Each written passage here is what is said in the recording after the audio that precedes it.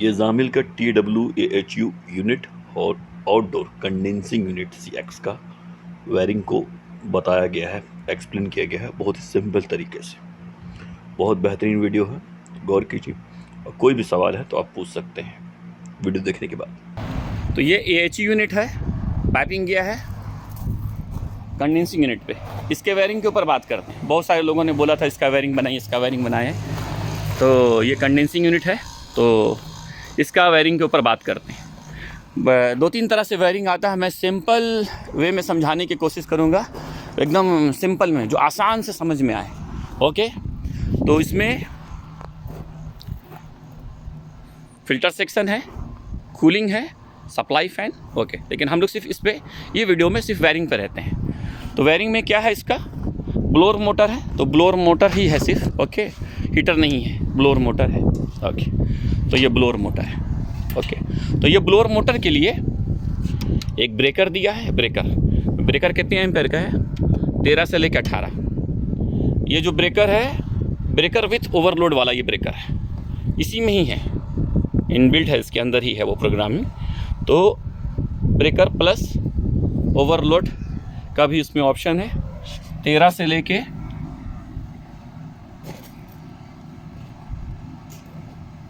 18 ampere का है। Okay, rated ampere. Okay, तो ये हो गया। बाद में एक कॉन्टेक्टर और इसका ओवरलोड है। ये मेन ब्रेकर है, पावर यहाँ आ रहा है, यहाँ से ये मेन ब्रेकर है इस पैनल का। ये पैनल सिर्फ ब्लोअर के लिए है, ये पैनल सिर्फ ब्लोअर के लिए है बस AHU में, क्योंकि इसमें कॉन्टेक्टर नहीं आता इस मॉडल में। तो ये मॉडल में यूनिट के साथ इसका कॉन्टेक्टर, ब्रेकर, ओवरलोड कुछ नहीं आता। तो ये बाहर से एक्स्ट्रा एडिशनल इस पैनल को लगाया जाएगा। तो एक ब्रेकर इसने ये रखा है, और यहाँ से एक ब्रेकर फिर इसको, यानी मेन पावर इसको यहाँ आ रहा है, यहाँ से कनेक्ट करके फिर यहाँ, और फिर यहाँ से घूम के फिर वो यहाँ आ रहा है। ठीक है, ऐसा किया उसने।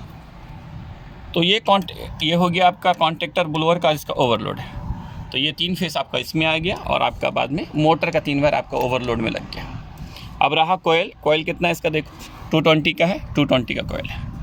तो करना क्या है इसमें, एक डायरेक्ट न्यूट्रल लाइन PCB, एक डायरेक्ट जो मेन न्यूट्रल लाइन है वो लाके एक आप कॉन्टेक्टर का कोयल में डाल दो, डायरेक्ट काम ख़त्म। दूसरा वाला वायर यहाँ देखो क्या हो रहा है। दूसरा एक PCB से, मैं वहाँ के दिखाऊंगा, पहले यहाँ समझ लेने। 2 वायर वहाँ से आएगा, आउटडोर से इंडोर में 2 वायर आएगा ब्लोअर कॉन्टेक्टर के लिए। एक डायरेक्ट न्यूट्रल, और दूसरा जो है PCB से, PCB की जगह में लिखा हुआ एक जगह इन फाइन, वो वायर लाके डायरेक्ट यहाँ पर लगा दो। ये नॉर्मली क्लोज रहेगा, प्रॉब्लम होगा तो फिर ओपन हो जाएगा। और वहाँ से एक दूसरा, यानी एक पॉइंट यहाँ के, दूसरा 18 नंबर उठा के यहाँ डाल दो, यानी सीरीज में हो गया। इसको पावर आएगा, ये कंटिन्यूटी यहाँ भी रहेगा, सेम कंटिन्यूटी यहाँ पर आ गया, यानी कि ये फेस हो गया आपका पूरा, यहाँ तक फेस है, ये न्यूट्रल हो गया।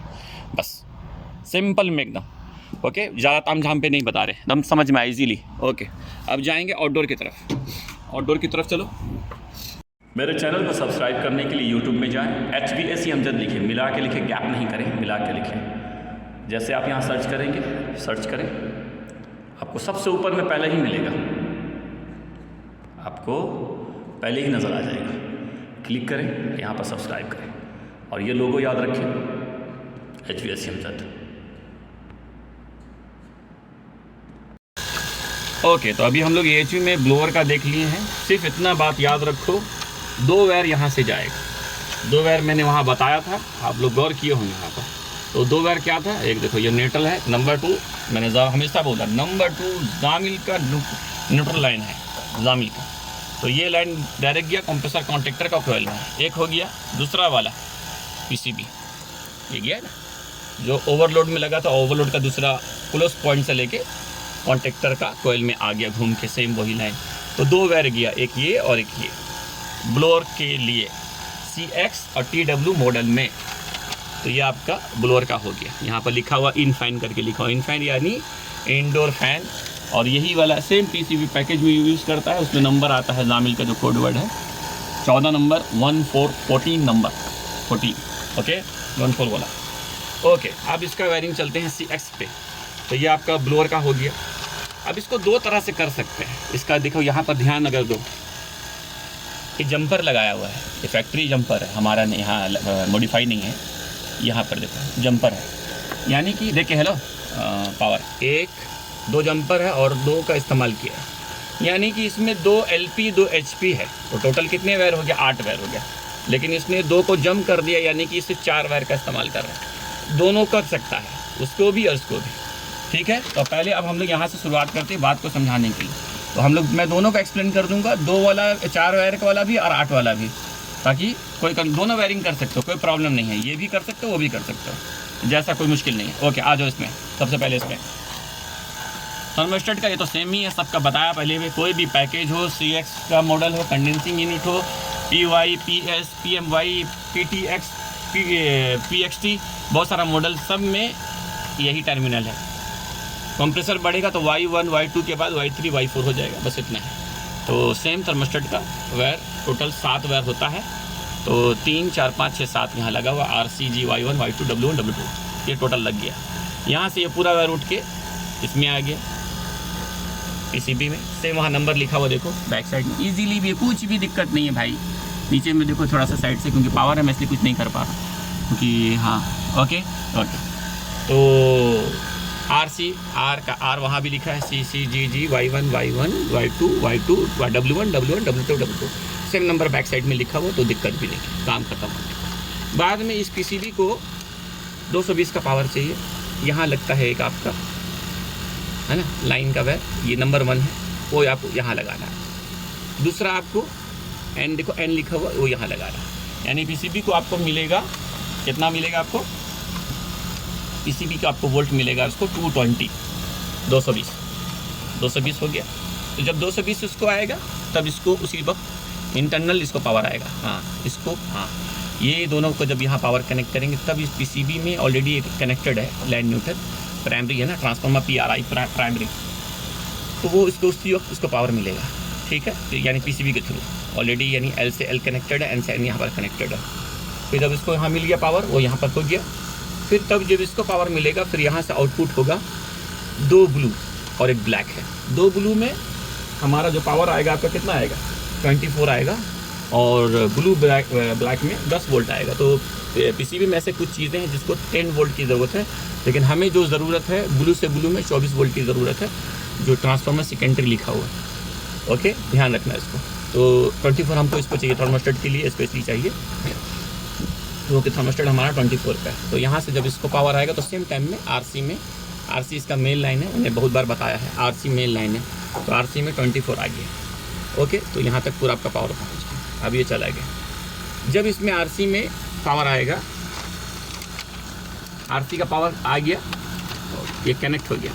अब हमारा यहाँ से देखो 3A कंप्रेसर 1 के लिए, 3B कंप्रेसर 2 के लिए। हमने PCB का वह पावर है, हमने ताकि कंप्रेसर नहीं चले, लेकिन पावर की हमें ज़रूरत है। ये बहुत दूर एक्सटेंशन है, तो हमको वैक्यूम चलाने के लिए बहुत दूर है, यहाँ पर कहीं पर भी पावर नहीं था इसके लिए। ओके, तो कंप्रेसर 1 के लिए 3A, कंप्रेसर B के लिए 3B, सोलेनॉइड वाल्व के लिए 4B, सोलेनॉइड वाल्व 1 के लिए 4A है ये वायर। बाद में ये आपका ब्लोअर कॉन्टेक्टर के लिए, जो जामिल का नंबर है 14 मैं बताया हूँ पहले भी। और ये आपका इंडिकेशन के लिए, यानी DDC BMS के लिए, अगर कोई इंडिकेशन चाहता है, ट्रिप इंडिकेशन उसको चाहिए, तो 41A 41B, इतनी सी वायर होती है। ये वायर को थोड़ा आप समझो, थोड़ा सा ध्यान से। ये देखो यहाँ थोड़ा मेरे को देखो, यहाँ पर इसका जो वायरिंग, वो ये वायरिंग है। टोटल 8 वायर चाहिए, क्योंकि 8 क्लिप है, 2 4 6 8, ठीक है, 2 8 6 8। तो इसने क्या किया, LP का 2 वायर हुआ और HP का 2 वायर हुआ। तो यहाँ से नंबर 1 वाला HP को, नंबर 1 LP का वायर को HP में ले गया सीरीज करके। तो कितना वायर हुआ? 2 ही वायर बचा, 2 ही हुआ ना, हाँ 2 हुआ। नंबर 2 का LP और HP दोनों के बीच में एक जो 2 वायर होगा, 2 वायर इसका 2 वायर इसका, तो आपस में एक 2 LP2 और HP2 का वायर को ज्वाइंट कर दिया, तो 2 वायर बचा। तो टोटल वायर कितना हुआ? LP HP1 का, दोनों का सिस्टम स्टेज 1 का 2 ही वायर निकला, क्योंकि आपस में ये ज्वाइंट है ना, तो 2 आपस में ज्वाइंट कर दिया दोनों वायर को, तो यहाँ 2 वायर निकला। इसका भी सेम है, टोटल 4 वायर होना चाहिए था, लेकिन 2 वायर को निकाला और 2 वायर को आपस में ज्वाइंट कर दिया सीरीज कनेक्शन के हिसाब से, तो बचा हमारा। इसीलिए इसने दोनों को इसको डायरेक्ट किया हुआ है, इसको कोई मुश्किल नहीं। अब यहाँ पर जो A और B देखो, तो 2 वायर A बोले तो स्टेज 1 यहाँ लिखा भी है, लिखा है बैक साइड में LP1 यानी स्टेज 1, तो वो तो सीरीज में आएगी, आप इसको यहाँ पर कनेक्ट कर दीजिए स्टेज 1 पे और स्टेज 2 पे, LP पे लिखा हुआ LP। अब यहाँ कोई सवाल कर सकता है, हो सकता है किसी के जहन में सवाल आए कि भाई मेरे ये तो LP है, HP कहाँ है? आप तो सीरीज़ बना दिए, लेकिन ट्रिप करेगा तो कैसे ट्रिप करेगा? क्योंकि HP का तो जंपर किया हुआ है, लेकिन करेगा, वो करेगा, सीरीज़ किया करेगा। क्यों? ये जो काम करता है ना, ये जो काम करता है, किस पे काम करता है? वो नॉर्मली जब ये ओपन होगा तो ये यहाँ पर सिग्नल ले लेगा। ये क्या कर रहा है हाँ, क्योंकि वो लोग कंफ्यूज हो सकते हैं, बोले क्या थोड़ा सा रंग जा रहा है, नहीं हम तो रंग नहीं जा रहा अलहमदुलिल्लाह। ये LP HP ठीक है, लेकिन ये काम करता है ओपन क्लोज पे। तो यहाँ पर LP ओपन हो या HP ओपन हो, ये ओपन होगा जब अगर बाई चांस ट्रिप किया, मान लो गैस कम है या हाई प्रेशर में ट्रिप किया, मोटर स्टॉप हो गया, स्टक हो गया और ट्रिप किया, जैसे ओपन होगा सिग्नल ले लेगा वो। तो आप LP में लगाओ चाहे HP में लगाओ, एकदम कन्फर्म। दोबारा बोल रहा हूँ क्योंकि लोग यहाँ कंफ्यूज हो रहे हैं, मैं देखा कुछ लोग बोले ऐसा नहीं हो सकता।